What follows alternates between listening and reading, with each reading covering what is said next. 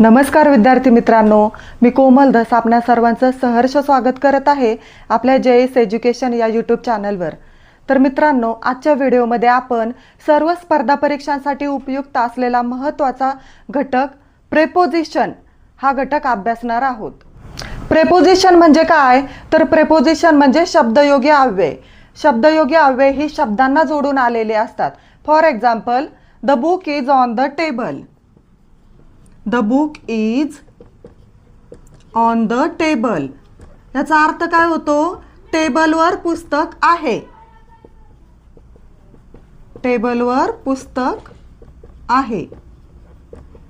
इथं पहा, टेबल या शब्दाला जोडून वर हा शब्द आलेला आहे आणि वर हेच इथे येथे शब्दयोगी अव्यय आहे। वर साठी काय वापरतात इंग्रजी शब्द? तर on. The book is on the table म्हणजे टेबलवर पुस्तक आहे। टेबल वर, इथं टेबल या शब्दाला जोडून कोणता शब्द आलाय? तर ऑन हा शब्द आलेला आहे, म्हणून येथे प्रेपोजिशन आहे ऑन। तर आजच्या व्हिडिओमध्ये आपण in, on, at, between, among हे प्रेपोजिशन अभ्यासणार आहोत। सर्वप्रथम आपण इन हे प्रेपोजिशन पाहूया।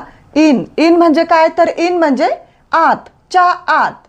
For example, he is in the class, तो वर्गात आहे।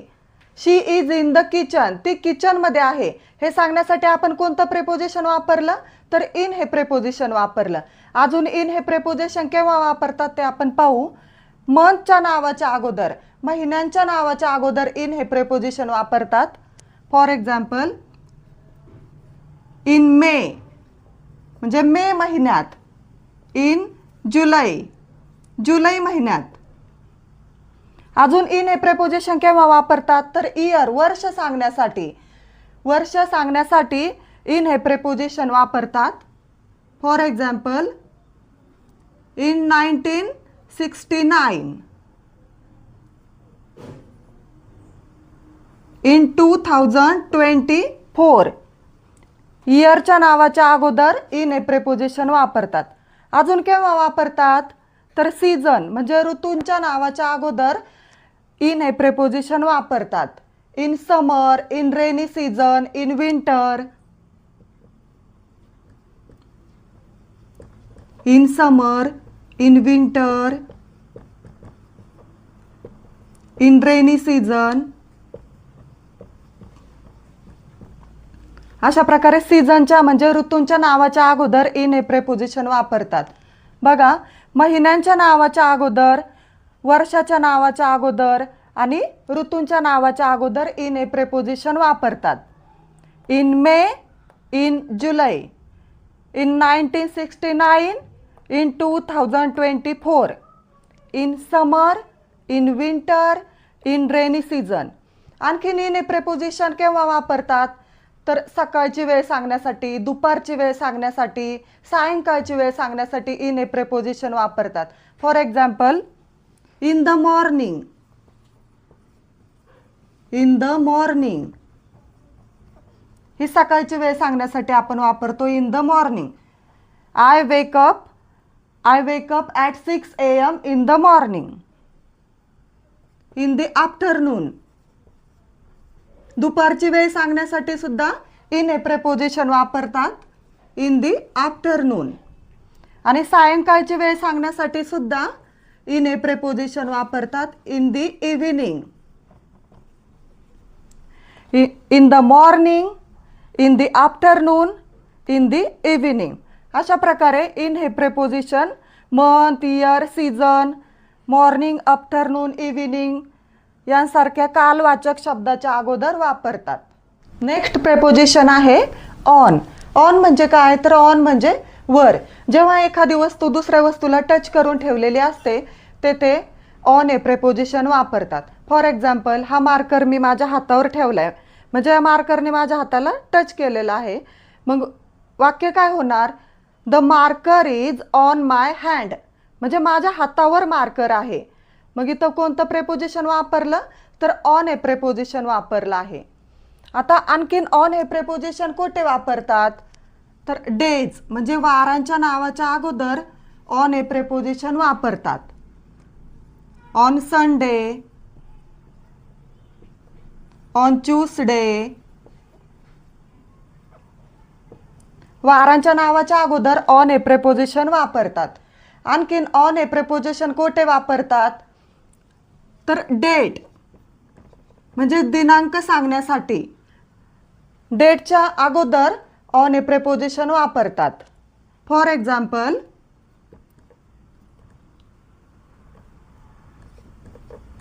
ऑन 15 ऑगस्ट म्हणजे 15 ऑगस्ट. पण 15 ऑगस्टच्या अगोदर ऑन हे प्रिपोजिशन वापरलंय कारण 15 ऑगस्ट ही काय आहे तर डेट आहे. आणखीन एक एक्झाम्पल पाहूया.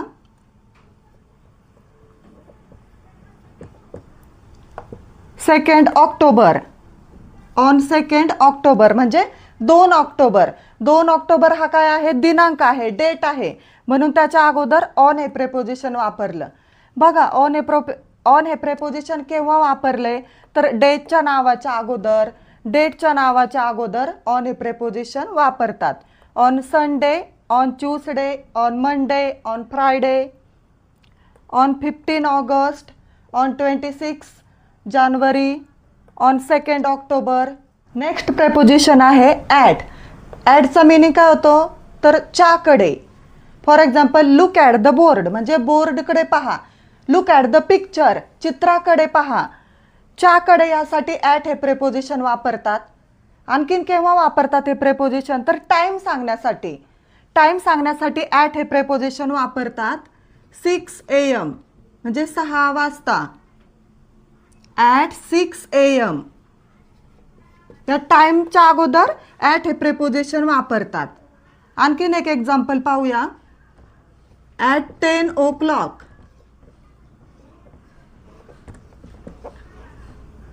At 10 o'clock. ॲट 6 AM म्हणजे 6 वाजता. ॲट 10 o'clock म्हणजे 10 वाजता. टाइम सांगण्यासाठी ॲट हे प्रेपोजिशन वापरतात.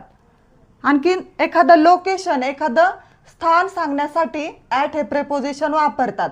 For example at the airport. At the airport म्हणजे विमानतळावर. At the railway station.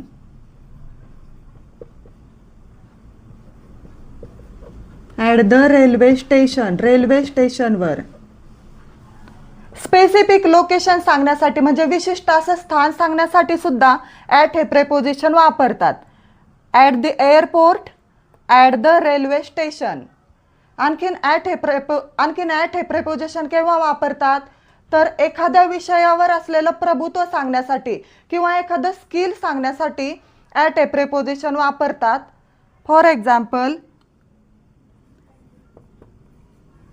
Riya is good at drawing.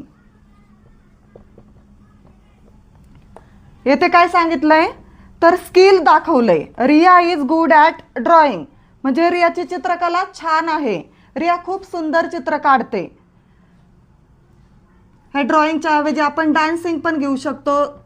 कोणतंही कौशल्य घेऊ शकतो. एखादं कौशल्य सांगण्यासाठी ॲट हे प्रेपोजिशन वापरतात. किंवा एखादी मुलगी एखादा मुलगा एखाद्या विषयामध्ये चांगला आहे हे सांगण्यासाठी सुद्धा ॲट हे प्रेपोजिशन वापरतात. For example Omisha is good at English म्हणजे ओमिशाचं इंग्रजीवर प्रभुत्व आहे. ओमिशा इंग्रजी छान बोलते असा त्याचा अर्थ होतो. अशा प्रकारे एखाद्या विषयावरील प्रभुत्व तसेच एखाद्या स्किलवर असलेलं प्रभुत्व सांगण्यासाठी ॲट हे प्रेपोजिशन वापरतात. Riya is good at drawing. Omisha is good at English. Next preposition आहे बिटवीन.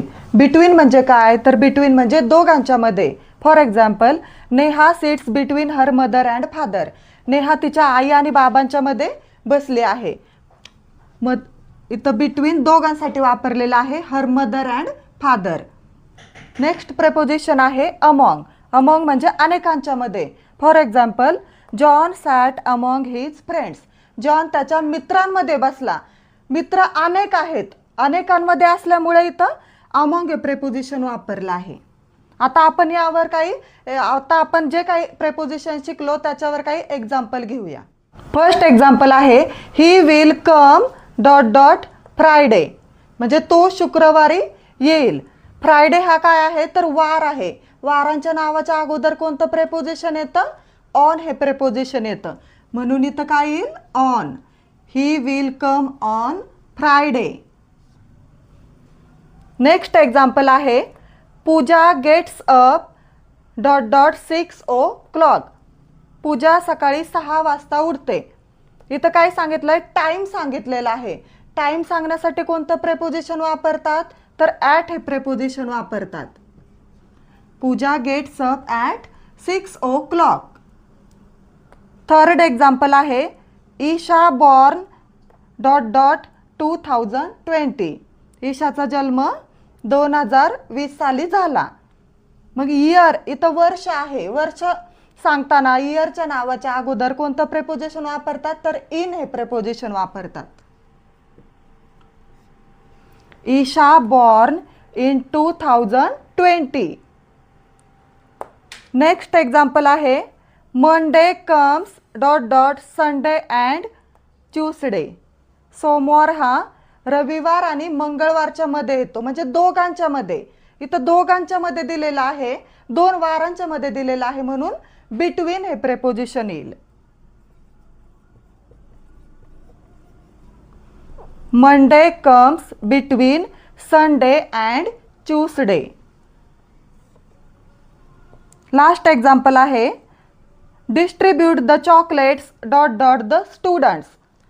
म्हणजे हे जे काही चॉकलेट्स आहेत ते सर्व मुलांमध्ये वाटा, सर्व विद्यार्थ्यांना वाटा. इथं स्टुडंट्स अनेक वचन आहे, अनेक विद्यार्थी आहेत, अनेकांमध्ये, यासाठी अमॉंग हे प्रेपोजिशन वापरतात, म्हणून इथं अमॉंग येईल. Distribute the chocolates among the students. तर आजच्या व्हिडिओमध्ये आपण सर्व स्पर्धा परीक्षांसाठी उपयुक्त असलेला महत्त्वाचा घटक प्रेपोजिशन हा घटक अभ्यासला आहे. आपल्याला जर हा व्हिडिओ आवडला असेल तर व्हिडिओला लाईक करा, शेअर करा आणि आपल्या JS एज्युकेशन या चॅनलला सबस्क्राईब करा. थँक्यू.